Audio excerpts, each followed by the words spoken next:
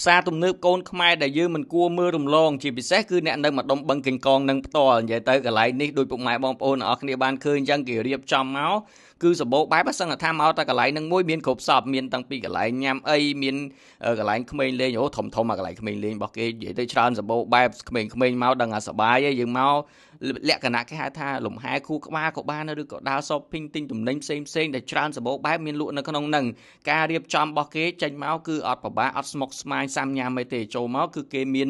រៀបចំតាមផ្នែកមួយណាហើយជាពិសេសគឺការរៀបចំរបស់គេតម្រូវទាំងចិនស៊ីផងទាំងលក្ខណៈគ្រួសារផងយើងចង់ទៅ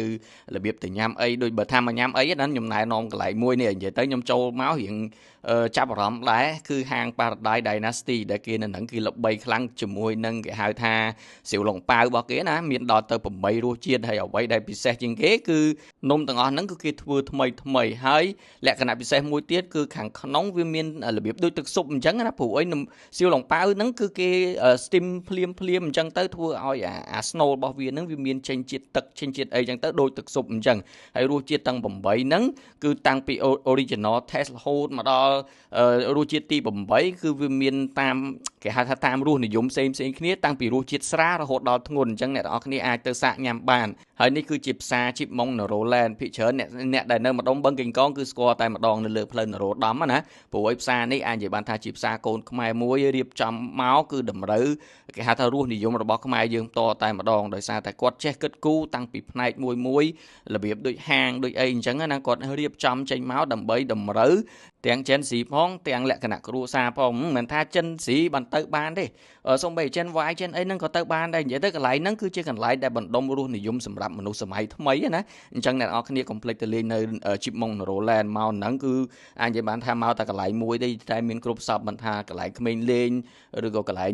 កំសាន្តផ្សេងណាដូចតែបានឃើញនឹងអញ្ចឹងកន្លែងរបស់គេគឺសម្បូរបែបមែនតើហើយដូចជាលឺដំណឹងថារៀងរាល់ថ្ងៃចុងសប្តាហ៍ហ្នឹងណាអ្នកទាំងអស់គ្នាគ្រាន់តែចំណាយចាប់ពី$10ឡើងទៅហ្នឹងគឺយើងយកអា invoice ហ្នឹងយើងយកទៅលេងនៅគេហៅថាលេង game លេងអីកំសាន្តផ្សេងបានណាដូចថ្ងៃខ្ញុំទៅអញ្ចឹងមានចាក់ទៀនមានអីអញ្ចឹងទៅច្រើនសម្បូរបែបហើយកន្លែងរបស់គេគឺមានច្រើនដូចខ្ញុំបានបញ្ជាក់ពីខាងដើមអញ្ចឹងណាហើយផ្សារជីបម៉ុងណូរ៉ូឡែននេះខ្ញុំអាចនិយាយបានថាជាផ្សារកូនខ្មែរអញ្ចឹងបើសិនជាយើងព្យាយាមជួយគ្រប់គ្រងនៅផលិតផលខ្មែរមិនថាជាកន្លែងដើរលេងមិនថាជាផ្សារទំនើបអីទេខ្ញុំគិតថាជួយបានច្រើនទៅដល់សេដ្ឋកិច្ចក្នុងប្រព័ន្ធដោយសារនេះគឺជារបស់ខ្មែរចំណូលទាំងអស់គឺចូលទៅដល់ក្រុមហ៊ុនកូនខ្មែរទាំងអស់អញ្ចឹងអាការត្រឡប់មកវិញពីក្រុមហ៊ុនរបស់គាត់ហ្នឹងដូចផ្សារទំនើបជីបម៉ុងណូរ៉ូឡែនអញ្ចឹងពេលដែលអ្នកនរគ្នាទៅចំណាយនៅហ្នឹងគាត់មានចំណូលច្រើនអញ្ចឹងអ្វីដែលគាត់តបស្នងមកវិញគឺសង្គមខ្មែរយើងហើយមិនដែលគាត់ទៅតបស្នងទៅណាគេក្រៅផ្សេងពីហ្នឹងទេអញ្ចឹងជាចុងក្រោយខ្ញុំសង្ឃឹមថាពុកម៉ែបងប្អូនទាំងអស់គ្នានឹងជួយគ្រប់គ្រងរាល់របស់ខ្មែរយើងជាពិសេសគឺផ្សារទំនើបជីបម៉ុងណូរ៉ូឡែននេះទីតាំងនៅលើមហាវិថីព្រះនរោត្តមនឹងផ្ទាល់ហើយព័ត៌មានលម្អិតបន្ថែមខ្ញុំនឹងតម្លែកជូននៅក្នុង comment វីដេអូខាងក្រោមហើយវីដេអូខ្ញុំមានតែប៉ុណ្្នឹងទេអរគុណពុកម៉ែបងប្អូនទាំងអស់គ្នាដែលបានតាមដានវីដេអូមួយនេះចាំជួបគ្នានៅវីដេអូក្រោយទៀត